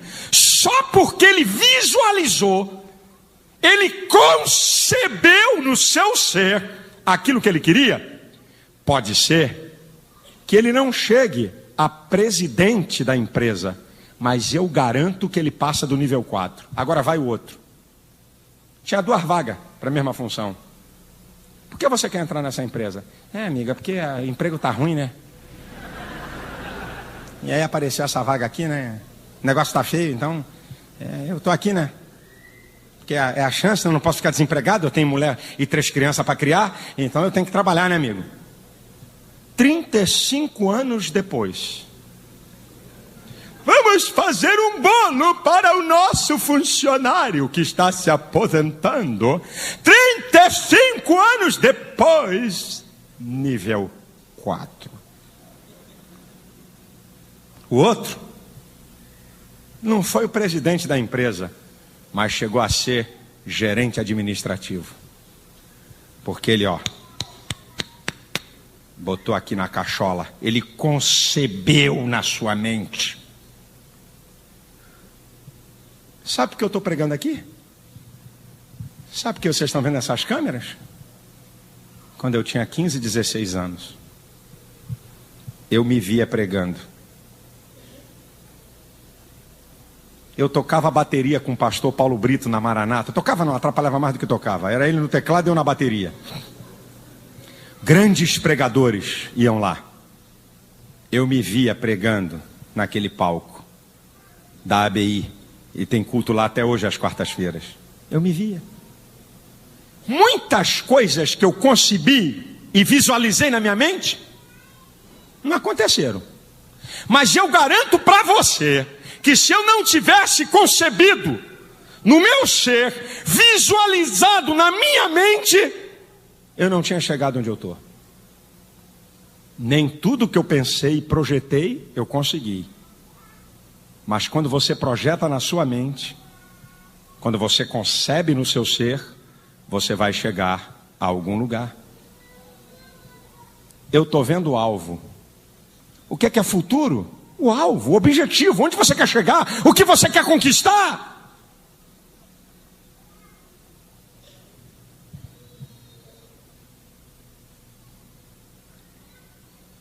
Se você não vê na sua mente o que está lá na frente, você não chega a lugar nenhum.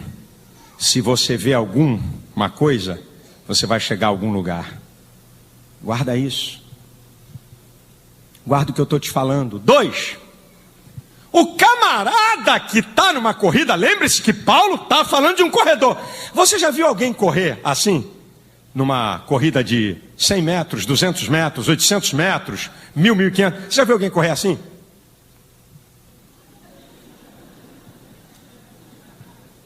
Vai chegar onde?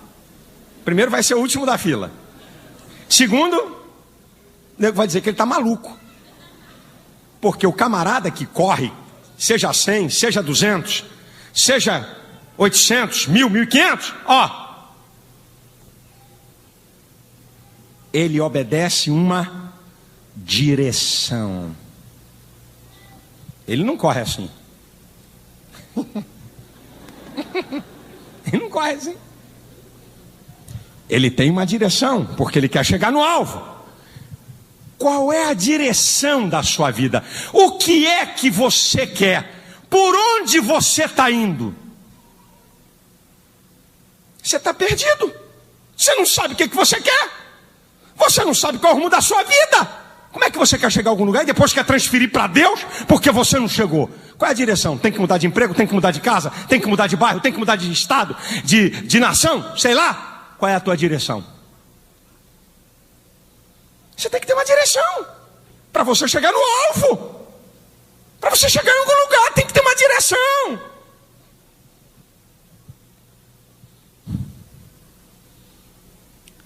Terceiro, para você chegar no alvo de uma corrida, no final, o que tem que acontecer? Para você chegar no alvo amanhã, você tem que estar correndo hoje.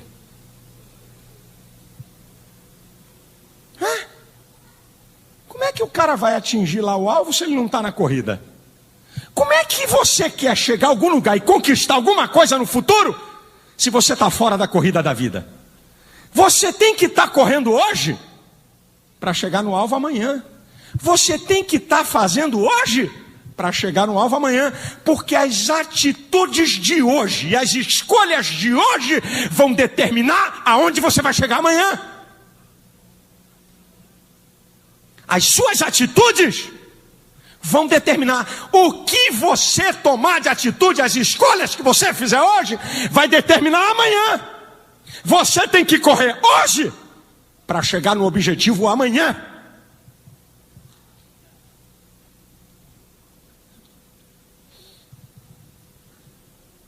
Meu filho, você tem que ir conquistando por pedaço, por etapa. O camarada, para chegar no final de 42 quilômetros, ele teve que andar os primeiros 10 centímetros. Porque se ele não andar os primeiros 10 centímetros, ele não vai chegar no final de uma maratona de 42 quilômetros. Mesma coisa você. Ai, pastor, meu Deus do céu, entrei nesse curso universitário, 5 anos, eu estou no primeiro semestre. Já andou alguma coisa. Já está na corrida. Ai, pastor, eu tenho que fazer uma especialização na minha empresa. Rapaz, é um curso de 1 ano, mas não é brincadeira, não. Eu já estou fazendo há 2 meses. Opa, só faltam 10. Você já está na corrida. Você já começou a construir o seu amanhã e o seu futuro, as suas atitudes hoje. Quarto, escute o que eu vou te falar. Isso é muito importante que eu vou te falar aqui. Eu já vou terminar o culto, mas escute o que eu vou te falar. Eu estou falando coisas utilíssimas para a sua vida. Eu recebi um prospecto. Eu recebi um prospecto de 5 camaradas bambambam que vão falar sobre administração empresarial. Sabe quanto é por cabeça para ouvir os caras 2 dias? R$4.800. Eu estou falando coisas aqui que podem determinar toda a tua vida. Quarto, escute o que eu vou te falar. O teu passado pode ter muitas marcas ruins. O teu presente, você pode estar vivendo o pior momento da sua vida. Mas o seu futuro está intacto.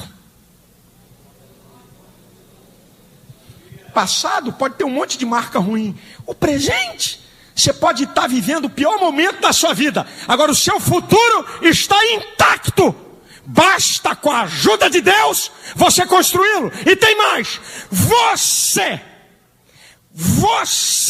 não é teu pai, não é tua mãe, não é teu marido, não é tua esposa, não é o governo, não é o chefe, não é o patrão, não é o pastor.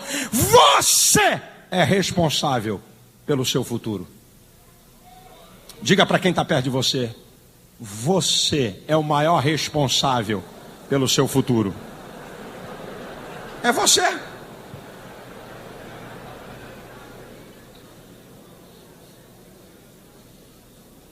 É você. Olha, eu vou falar coisa aqui que pode soar o que quiser para você. Eu não falei isso no primeiro culto, estou falando aqui agora. Aí chega uma senhora e diz assim: pastor, Eu apanho do meu marido há 10 anos que ele me arrebenta. Bem, se você quiser continuar nos próximos 10 anos tomando tapa na cara, é problema seu. A decisão é sua. Se você quiser continuar tomando tapa na cara por mais 10 anos, nem o pastor, nem ninguém vai mudar isso. É você. É você que tem que tomar a decisão. Mais ninguém. Ou denuncia ele à polícia, para ele sentir o que é bom na tosse, bater numa mulher, ou então cai fora. É você. Eu não posso tomar decisão por você. É você. Você quer apanhar mais 10 anos? Então apanhe. Pastor, eu vou dizer, minha cabeça está pesada, ó, tem galho por todo lado. A minha mulher não é brinquedo não, pastor, a minha mulher é terrível. É há 15 anos que me bota galho. Quer continuar como chifrudo? Por mais 15? O problema é seu. O que eu vou fazer? Eu vou tomar escolha por ele?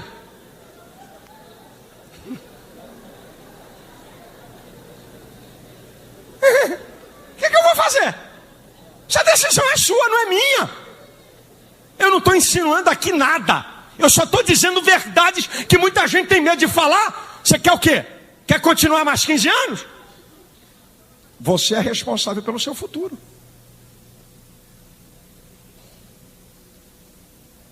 Pastor, eu estou desempregado há 5 anos. 5 anos. É 5 anos que eu estou desempregado. Sabe por quê, pastor? Meu último salário foi R$8.000. Eu até aceito ganhar 5 mil. Mas só aparece de 2, 3 ou 4. Tá legal. Continue então desempregado, meu chapa. É você que faz a escolha, não sou eu não. Você é o responsável pelo seu futuro. E aí, pastor, eu não posso, porque meu pai, o senhor não sabe como é que era meu pai. Eu estou todo atrofiado. Deixa de conversa fiada. Você é dotado, você é uma persona. Você é uma pessoa dotada de vontade, inteligência e sentimentos. Você foi feito para se decidir. É por isso que Deus diz em Romanos 14:12: cada um de nós dará conta de si mesmo a Deus. Você não vai chegar diante de Deus e dizer: Deus, senhor, me quebra meu galho. O senhor lembra do meu pai, como é que ele era, Deus? Jeová, meu pai era muito mau, era carrasco, Deus. Eu vivia assim, é mesmo? Teu pai vai acertar conta comigo, mas tu também vai acertar conta pela tua omissão, pela tua subserviência, por você não querer fazer escolha, por você não querer romper com essa miséria do passado. Você vai dar conta a Deus. Por isso que eu e você somos responsáveis por nossas escolhas e pelas decisões da nossa vida.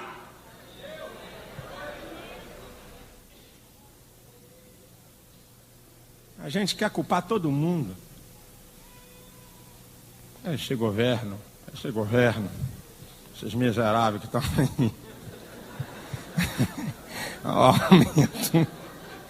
O aumento que foi. Olha o bicho do salário.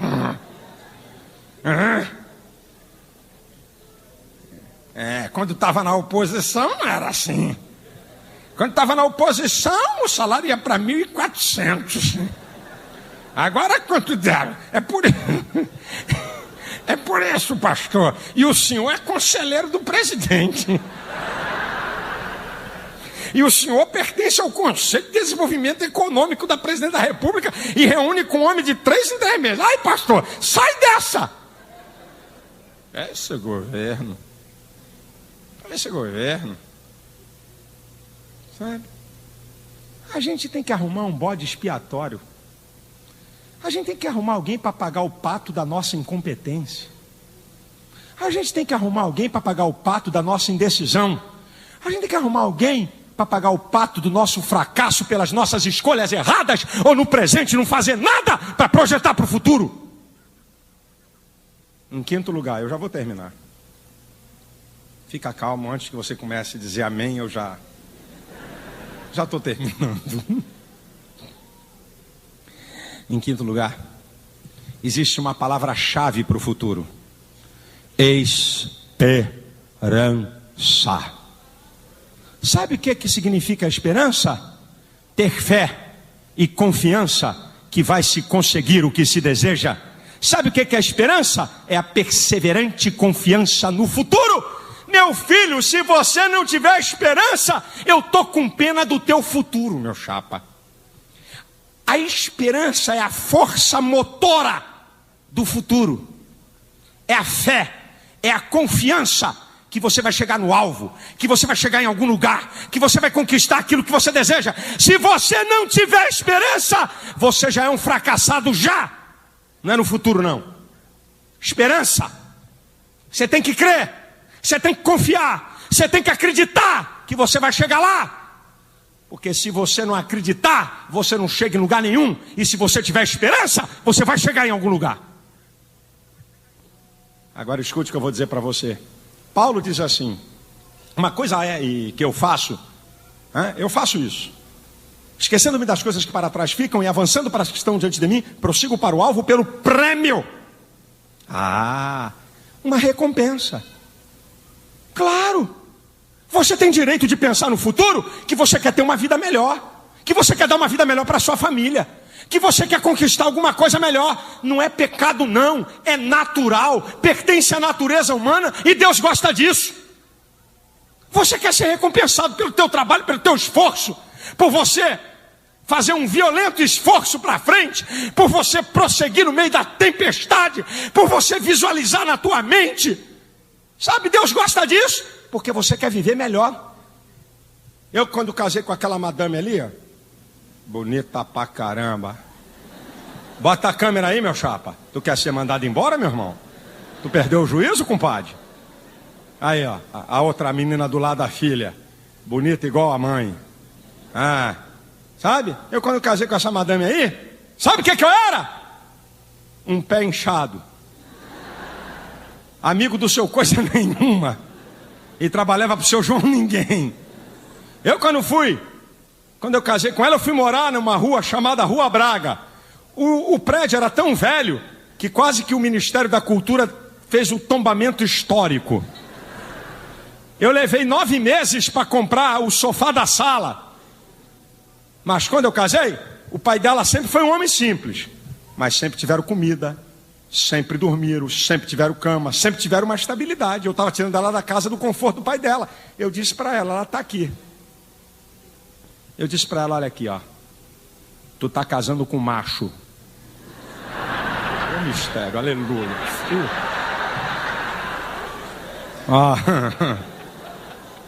Tu tá casando com macho. Eu vou te fazer feliz. Eu vou conquistar. Agora eu não tenho nada. Zerado. E tu vai ter que trabalhar. Senão nós vamos ter que pedir esmola para 2. Tu vai ter que trabalhar. Essa madame aí, a gente pegava o trem aqui na Penha para descer na estação de São Francisco Xavier. Ia de trem, porque ela saía aqui do banco que ela trabalhava aqui no bairro, que a gente morava aqui na Penha. Eu ia pegá-la e a gente ia de trem lá pro seminário, porque ela ia trabalhar de noite no seminário. Mas eu dizia para ela, um dia eu vou te tirar do trabalho, um dia eu vou te arrancar disso aí. Você pode esperar. Um dia vai chegar. Até alguns eu não vou dar nomes aqui, porque vai causar constrangimentos, mas alguns dos meus cunhados e tal dizem: sonha, meu filho. Oh, ela vai parar de trabalhar.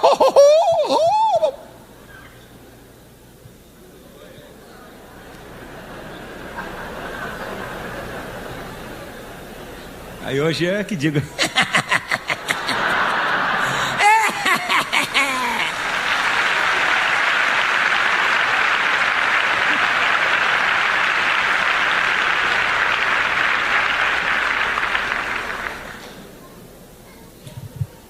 Você tem que pensar, tem que sonhar. Rapaz, desculpa, eu não ia falar nada disso. Aguenta mais 7 minutos e eu acabo com o culto. Peraí. Rapaz, eu fico doido com os homens banana de hoje, rapaz. Tô aí, né, pastor? Tô aí, né? O senhor sabe, né? Conforme Deus permitiu, eu tô aí, né? Eu tô caminhando aí, né? Conforme Deus deixa, né? Se o senhor botar uma viúva rica na minha mão, né? Vai ser uma bênção, né, pastor?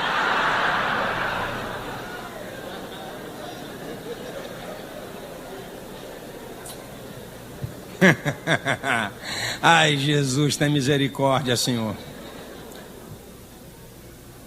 Agora escute o que eu vou te dizer.